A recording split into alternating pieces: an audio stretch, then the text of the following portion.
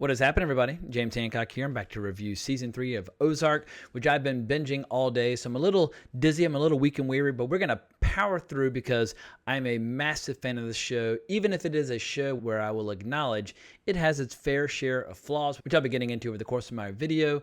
But fair warning, I will be tackling spoilers. This will be a spoiler-heavy review. So if you're on the fence about whether or not you're going to watch Season 3, I would argue that if you like Season 1 and Season 2, 100%, absolutely check it out. And if you've never seen any of this show, I definitely recommend you at least check out the first episode or two of the first season, because for me, Season 1 is still the strongest of the three, but I feel like each season has something different to offer that I really enjoy.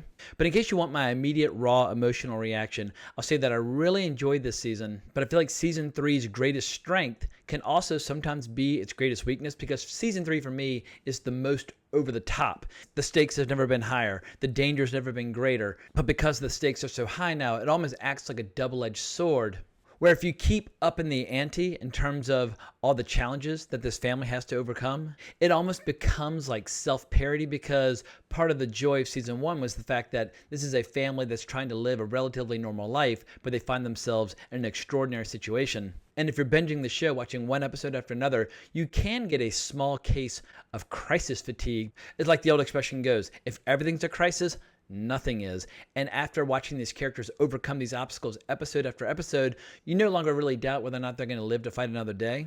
It's just a question of how they're going to do it. So I think that Season 1 found that perfect balance where it still felt grounded somewhat in reality, despite the fact you had this everyday family trying to navigate the dangers of working for a Mexican drug cartel. And with Season 2, I liked how they amped up a lot of the violence, and they also seemed to amp up a lot of the nudity. All the scenes with the strip club and the strippers. Anytime a show leans all in on sex and violence, you're always going to win me over. And I think that Season 2 also had the emotional peak of the show with the funeral of Buddy. That was really moving stuff. I was getting legitimate chills. But with the character of Ben in Season 3, I think we come close. So the real juicy emotion of Season 3 is in the second half of the season.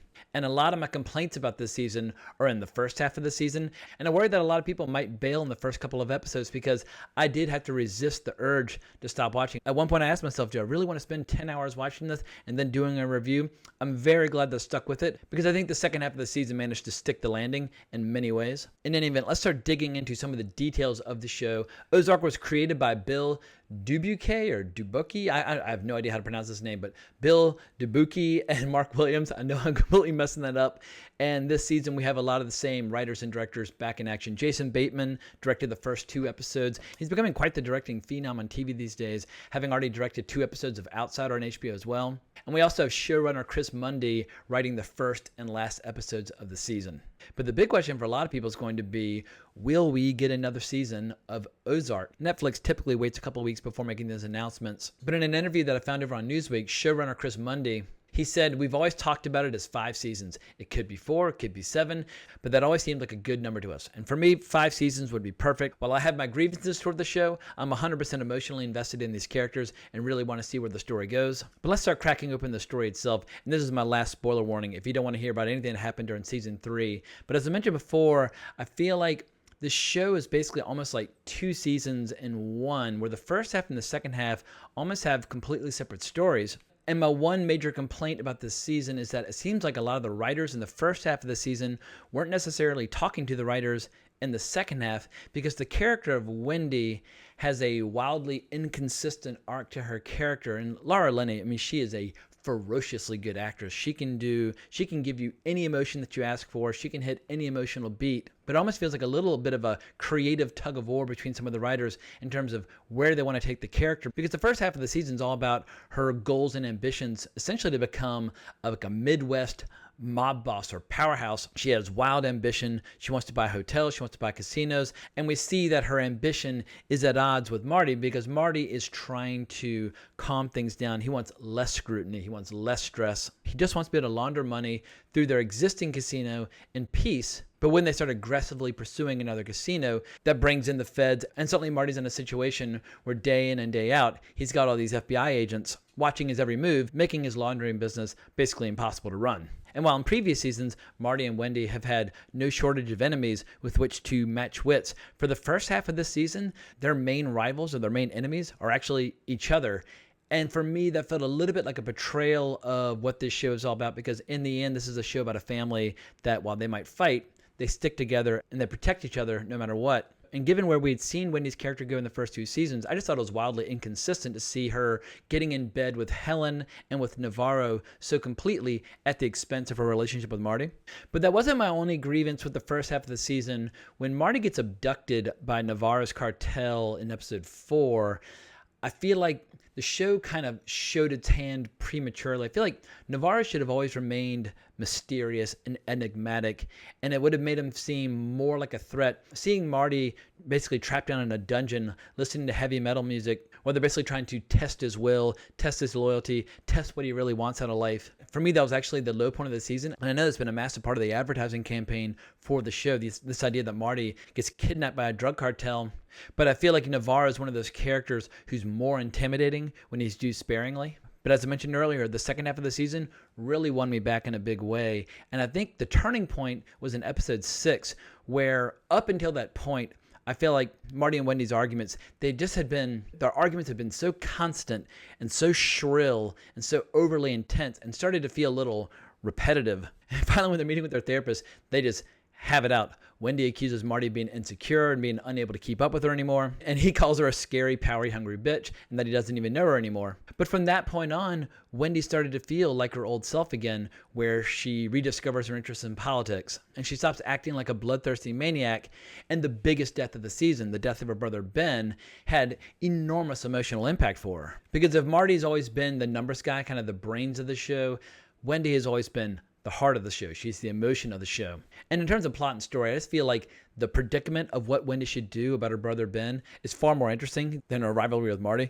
And what I really enjoyed seeing was how Helen and Wendy, how in the first half of the season, they were like these new besties and kind of flirting with being friends, and seeing the gradual growing schism between the two of them by the end, where they are fighting to the death, but fighting to the death in terms of who can prove themselves to be more valuable to Navarro. And it's incredible just how many scary blondes there are in this show. At this point, between Darlene and Ruth and Helen and Wendy, I mean, you could have had an epic mud wrestling match between the 4 of them, and something tells me either Ruth or Darlene would probably win that match. But part of the joy of the second half of the season was watching the growing tension and maneuvering between the 4 of them as they're all jockeying for position, power, etc. So let's talk a little bit about some of the newcomers this season. We had Tom Pelphrey as Ben Davis. We had Jessica Francis Dukes as Agent Maya Miller. We had Joseph Sikora as Frank Cosgrove Jr. And then we had Felix Solis as Omar Navarro. Now, I thought the best addition of all of them was Ben, because he just had so many human weaknesses and so many human flaws. His biggest problem is not that he's bipolar, but it's that he's a total self-righteous dumbass who acts like the world's biggest toddler who needs constant supervision. And he has this wonderful love affair with Ruth, which softens her character, but in order to perform sexually, he goes off his meds. And by going off his meds, he becomes wildly unpredictable, starts saying incredibly stupid things to really powerful, dangerous people who would be more than happy just to dispose of them. And right up to the point where his sister finally reluctantly allows him to be taken out. We see him calling the cops on his behalf. We see him calling Helen. He just doesn't get it. And he's buying phones right up until the moment of his death. But as with any show, anytime you bring in new characters, sometimes that forces to the side existing characters who have been important in previous seasons. And case in point on that front are the characters of Darlene and Wyatt. And while they do get some interesting screen time, and we have this Harold and Maude style subplot where they fall in love in spite of them having probably 40 or 50 years between them, until the last episode, I feel like this season didn't do the best job of incorporating their characters. The custody battle over Zeke just felt like a waste of time. But Darlene bounces back in a big way in the final episode, where she recruits Ruth to her cause for her heroin business, and she shoots off the Johnson of Ruth's chief adversary this season, Frank Cosgrove Jr. And that was one of my favorite parts of the season, watching Ruth and Frank Jr. constantly at each other's throats, whether she's telling him to shut down his loan sharking business, or whether she's throwing him out of high-stakes card games and tossing him off boats. He's your classic spoiled, entitled douchebag who's used to his powerful father solving all of his problems. And when he mistakenly assumes that Ruth was responsible for the killing of 3 of the guys working for him, he ends up going berserk and nearly killing her. So I think Frank Jr. absolutely gets what's coming to him. And shooting a guy's dick off and leaving him alive is almost a fate worse than death. But also, I feel like it would take a lot for Ruth and Marty, for their characters to go their separate ways. And I love the idea that early on in the season, they basically make the announcement that she is untouchable, that she is safe from harm. And when Marty refuses to have her back after she proves not to be untouchable, she was totally justified in looking for a new group to be associated with, especially one with local ties to the region. But as I mentioned before in reference to season 1, the big trick of this show in sustaining our interest is trying to maintain that sense of being grounded in reality, in spite of the fact that each season presents more elaborate challenges than the one that came before it. I mean, if you look at these 3 seasons, I feel like Marty and Wendy and their family, they've overcome more obstacles than the Sopranos had to face in 6 seasons on that show. And it's a very delicate tap dance. And sometimes because the show has such a grim tone and has so many obstacles and so many extreme solutions, there are times where it starts to feel like self-parody. And I have a hard time sometimes getting emotionally invested in whatever the new problem might be, because you have this constant formula that gets used again and again and again in the show, where you have a massive problem, then you have an unethical solution, then you have the family having a big fallout over that, where somebody threatens to leave the family or gets kicked out of the family, then they bond and love each other again, and then you just rinse and repeat and do it all over again. And 3 seasons deep, we've seen that routine many times over now, which makes me feel like binging the show is not the way to do it, because you start to become aware of that formula over time. Whereas if you were just watching an episode here and there every once in a while, I think the show would actually be even stronger. But one new touch that I really enjoyed were the various dream sequences this season. That actually did remind me of The Sopranos quite a bit. We've had these justifiably famous dream sequences, but my favorite is when we see Wendy placing a dead dog in the road, and Marty's acting kind of confused, and she ends up shooting him, and you get a sense of this deepening rift between them. And speaking of their rift, I love watching their therapist trying and failing to navigate the rift between Marty and Wendy, where she starts accepting bribes from both sides and ends up buying a car that Marty describes as a transformer. And we see that she starts getting greedy, and ultimately she pays the price. But another ingredient I really enjoyed this season was this ongoing theme of what do the characters really want. Because in the first half of the season, that's the big question. What does Marty really want? And that's why he gets tortured so extensively by Navarro, because once he really articulates what he wants, that he wants to win, Navarro realizes that he and Marty are actually very much alike. And then with the character of Ben, his downfall becomes all the more tragic once he articulates what he wants, because he just wants Ruth, he wants some dogs, he wants a house, he wants a simple life. But he just keeps tripping over his feet, which ultimately leads to his downfall. And while this show is grim in tone, I do like the comedy that's scattered throughout, even if it's gallows humor at times. While I probably shouldn't have laughed, I thought one of the funniest bits was when Navarro asked Wendy and Marty to buy this giant horse farm.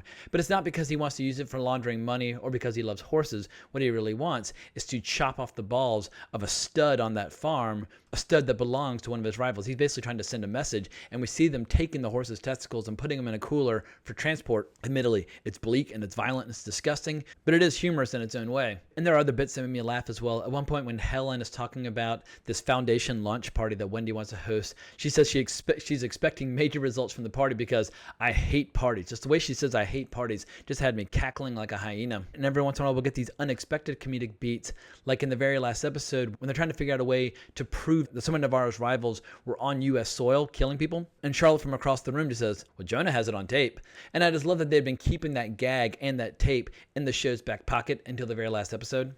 And I guess when it comes to the kids, Charlotte and Jonah, their arcs were relatively interesting. They weren't necessarily the heart and soul of the show, but it was interesting in terms of seeing the compare and contrast between how they live their lives and the life of Erin, the daughter of Helen. Now she is totally blissfully naive of everything that her mother does for a living. And I enjoyed seeing the brewing tension between Jonah and this douchebag that Erin's interested in when they're playing with guns and shooting bottles. Although, speaking of guns, I have one major knock against this season as well as season 2, where there's this ongoing problem where characters will come in with a shotgun to threaten another character, and they hold the shotgun in a way where it's under their arm, where you can't really do anything with it.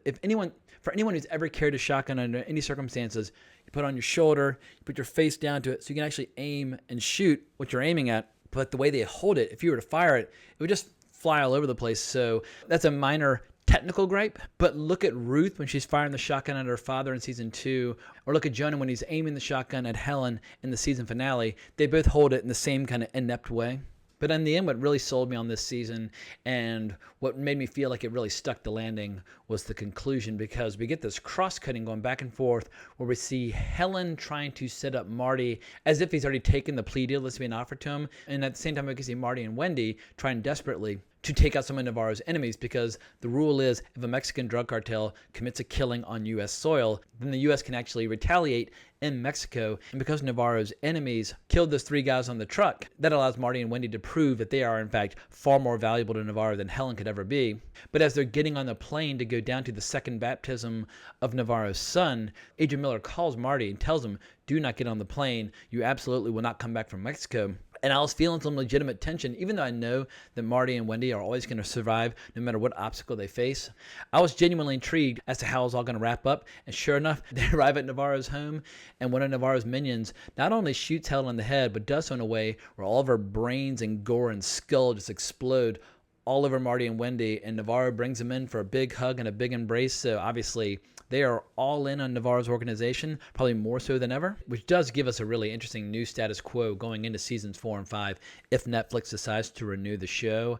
And I hope they do, because while I do have a ton of complaints and a ton of criticisms about the show, in the end, I like far more about the show than I dislike. I love the setting. I think the setting is actually a stroke of genius. I don't know why somebody didn't think of it earlier. I love the strange mix of Midwest mafia, like the Kansas City mob, combined with Mexican drug cartels, and then just the everyday regular folks that live in and around Missouri. But in the end, it's all about whether or not you like the characters. And between Wendy and Marty and Charlotte and Jonah, I like all 4 of them. I'm invested, and I want to see where this journey takes them. So as long as they keep making this show, I'll keep coming back for more. In any event, I think I've rambled enough at this point, so let me know what you think of the show in the comments below. I imagine there'll be a healthy amount of debate about what are the pros and cons of Season 3, because I've had some conversations with people about Season 2, and it seems like there's a healthy amount of debate about Season 2, but I only got up to speed on the show fairly recently, so I haven't really had a chance to enjoy those debates. So let me know what you think. But the reality is most of us are spending a hell of a lot more time indoors these days. So if you want to kill 10 hours just to kill your boredom, Ozark Season 3 will absolutely pull that off. But I can't thank you enough for watching the video. I really appreciate it. If you enjoyed it, please consider subscribing to the channel, hitting that notification bell. But thanks again for watching the video. Really appreciate it. But more importantly, as always, onwards and upwards.